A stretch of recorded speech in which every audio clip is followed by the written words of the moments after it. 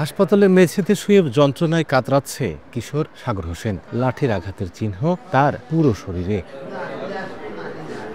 ঝিনাইদহ সদর উপজেলার মথুরাপুর আদর্শ এতিমখানার বাসিন্দা সাগর হোসেন। স্বজনরা জানায়, গত সোমবার এতিমখানায় এক ব্যক্তির দেয়া ইফতারের কিছু কমলালেবু থেকে গেলে মঙ্গলবার রাতে তা থেকে 2 টুকরো খায় সাগর। সে অপরাধে ফজরের নামাজ শেষে তাকে বেঁধে লাঠি দিয়ে বেধড়ক মারধর করেন মাদ্রাসার শিক্ষক ইমরান হাওলাদার। বুধবার সকালে সাগর অসুস্থ হয়ে পড়লে স্থানীয়রা তাকে উদ্ধার করে সদর হাসপাতালে ভর্তি করে। ঘটনার পর থেকে পলাতক অভিযুক্ত শিক্ষক। এর আগেও একাধিক শিক্ষার্থীকে নির্যাতনের অভিযোগ রয়েছে শিক্ষক ইমরানের বিরুদ্ধে। 2 পিস কমলা খেয়েছি, সেজন্য স্যার ডেকে আমাকে দড়ি দিয়ে বেঁধে স্টাম ও মেহগুনি ডাল দিয়ে মেরেছে। আমি বলেছি স্যার ভুলে গেছে, ক্ষমা করে দেন। তিনি মানেননি, তারপরেও মেরেছে। মেহগুনি ডাল দিয়ে মেরেছে আর স্কার্ফ দিয়ে মেরেছে। চোরের অপবাদ দিয়ে অমানসিকভাবে মনে করেন যে বেঁধে রশি দিয়ে বেঁধে স্টাম দিয়ে মেরেছে আর 7টা মেহগুনের ডাল ভেঙে মেরেছে। এই ঘটনায় তার বিরুদ্ধে আইনগত ব্যবস্থা নেওয়া হচ্ছে বলে জানিয়েছে এতিমখানা কর্তৃপক্ষ।